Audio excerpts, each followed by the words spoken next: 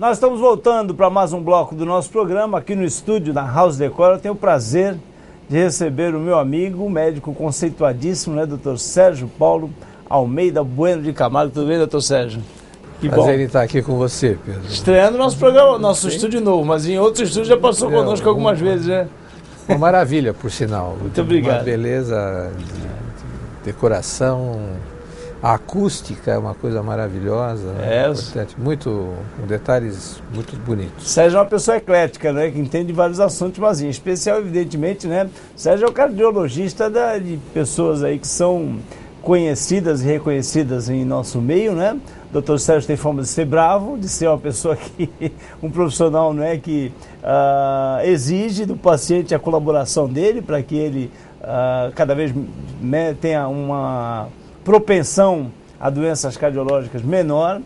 E eu vou tentar aqui levar para os nossos telespectadores, explorar ao máximo os conhecimentos do Dr. Sérgio, que acabou de vir de um simpósio em Harvard, não é isso? Realmente, nós tivemos o prazer de receber aqui em São Paulo. Sim. Toda a equipe da Harvard. Né? Veio para cá. Vieram, aliás, foi o único país em que essa equipe se deslocou. Olha. Esse simpósio é realizado em Nova York, tradicionalmente. E como você tinha que se deslocar até Nova York para participar, a Sociedade Brasileira de Cardiologia sensibilizou a equipe de Harvard, em vez de deslocarem os cardiologistas brasileiros até lá, que a equipe de Harvard viesse aqui. Até aqui. Então nós tivemos o prazer de recepcionar todo o staff de Harvard, o primeiro time, e que seja dito, o único país que a Harvard se dignou a visitar. Né?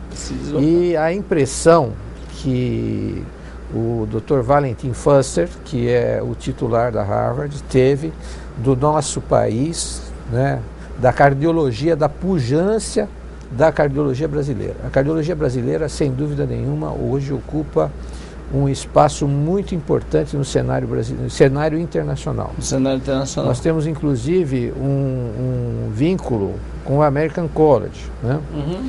Quer dizer, então, a Sociedade Americana de Cardiologia e a Sociedade Brasileira de Cardiologia hoje trabalham par e passo. Você falou para mim que nesse simpósio foi apresentada uma teoria, uma tendência, né, que é muito promissora de tratamento das heranças genéticas, né, que me parece o maior fator para que a pessoa desenvolva a patologia. Né, Sim, a aterosclerose é, como nós falamos, é uma doença geneticamente determinada. É a que mais mata no mundo.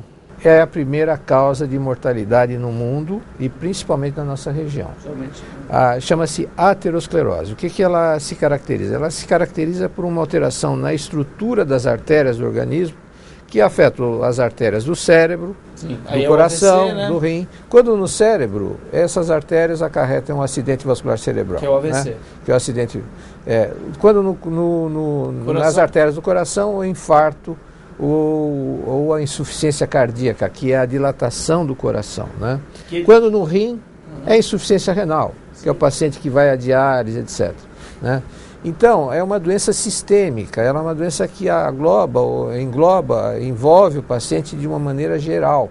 Inclusive, a primeira causa de cegueira é a aterosclerose. Porque a diabetes, basicamente, a grave complicação da diabetes, Pedro, é a oclusão das artérias. Agora, como você falou, a visão que se tem em termos de futuro, estima o pessoal, o Dr. Valentin Fuster, na sua apresentação, ele estima que as doenças cardiovasculares serão eliminadas, veja, a afirmação, serão eliminadas neste século.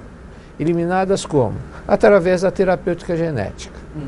Qual seja, nós sabemos já dentro da sequência do genoma, do cromossoma, qual aquele trecho que é responsável pela aterosclerose. Já está mapeado. A aterosclerose, aquele que tem aquele perfil, ele tem tendência à aterosclerose. Já tem essa propensão. Então, se nós tivermos possibilidades de mudar a sequência genética, que é feita através de uma vacina, nós podemos futuramente evitar que aquele paciente desenvolva a aterosclerose. Então, o futuro, sem dúvida nenhuma, irá evoluir para a terapêutica genética, né? Enquanto isso, o que nós temos, nosso amigo telespectador, é aquela velha regra: comer pouco, fazer exercício, controlar a pressão, baixar colesterol, não engordar. Então daí é que, voltando à sua abertura, né? A doença, ela nada maltrata mais o ser humano do que a doença. E o médico, por mais duro que ele seja, como é dito, a doença machuca muito mais. E nós estamos diante, quando nós falamos em doença cardiovascular, Pedro, é uma doença que é uma doença geneticamente determinada, crônica, progressiva e incurável. Então você, diante de um cenário como esse, você não pode em absoluto atuar de uma maneira desleixada, né, complacente. Porque quando você aborda, você está querendo ver esse paciente que está à sua frente daqui a 10 anos, como é que ele estará. E você está vendo ele há 10 anos e está vendo que ele está em rota de colisão. Certo. Então você tem que atuar e sensibilizá-lo. Aí, muitas pessoas falam, puxa vida, então agora uma vacina vai fazer com que eu não desenvolva, né, uma doença cardiovascular. Não é bem assim. Na verdade, a vacina ela vai, de uma certa forma, evitar essa tendência genética que ele tem. Mas se ele não tiver um modo de vida saudável, ele pode também desenvolver. Você falou uma coisa muito certa, quer dizer, nós temos o equilíbrio entre a predisposição genética e o meio ambiente, né?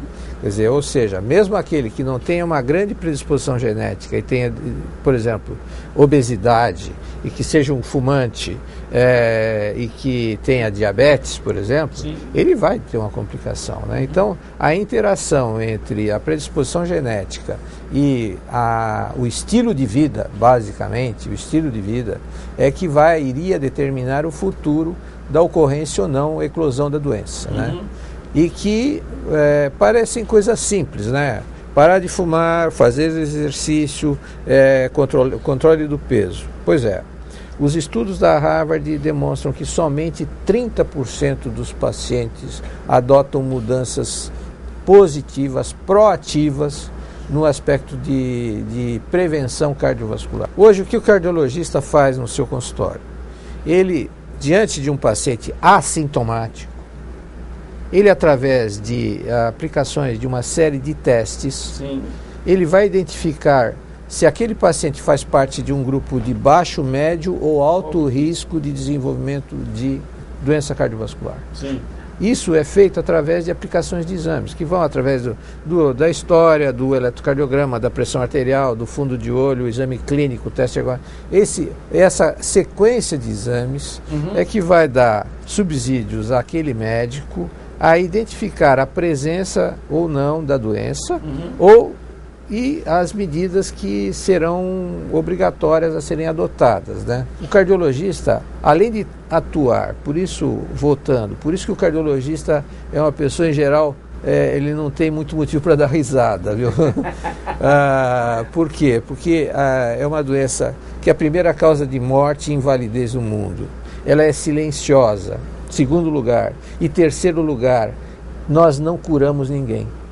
Nós reduzimos risco. Ou seja, se você for um paciente muito bom e você estiver sendo orientado por um cardiologista muito bom, você vai ter a sua chance de infarto ou derrame cerebral reduzida em 70%. Eu pergunto aos meus pacientes, o que o senhor acha disso? Em geral eles dizem, não, 70% é o que você falou. Ótimo, né? Eu digo que essa é a visão do otimista.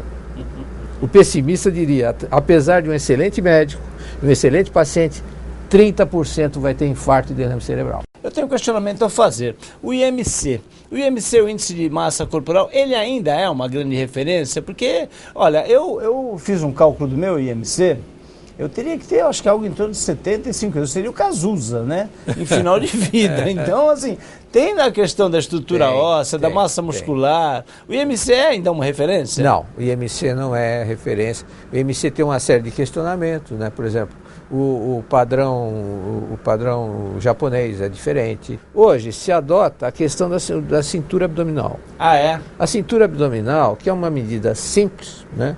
Sim. E ela mais ou menos contempla a grande maioria dos pacientes. Quer dizer, cintura abdominal, homem abaixo de 100. É isso que eu ia falar. Agora, e mulher abaixo de 90. Tenho certeza que tem um monte de casa agora, um monte de gente em casa agora indo buscar fita métrica. É bom, é só homem, você... qual é a referência? 100 centímetros. 100 centímetros. 100 a 104. Tá. E a mulher, as tabelas europeias e americanas variam de 86 a 90, mais ou menos. Centímetros medidas a nível da cicatriz umbilical.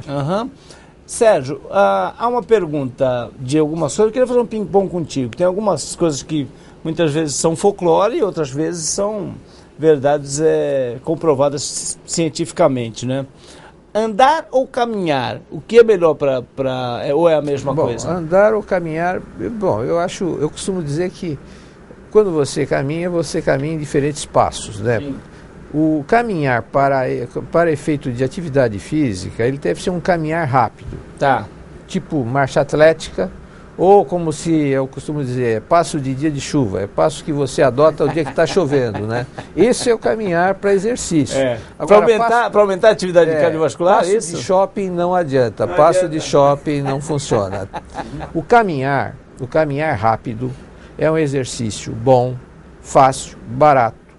E nós seguramente sabemos que nós não vamos infringir em erro de colocar um paciente portador de doença cardiovascular que não saiba em risco de morte súbita. Sérgio, deixa eu te fazer uma outra pergunta capciosa. Eu tenho certeza que o telespectador, né, a gente procura traduzir aqui a expectativa do nosso telespectador.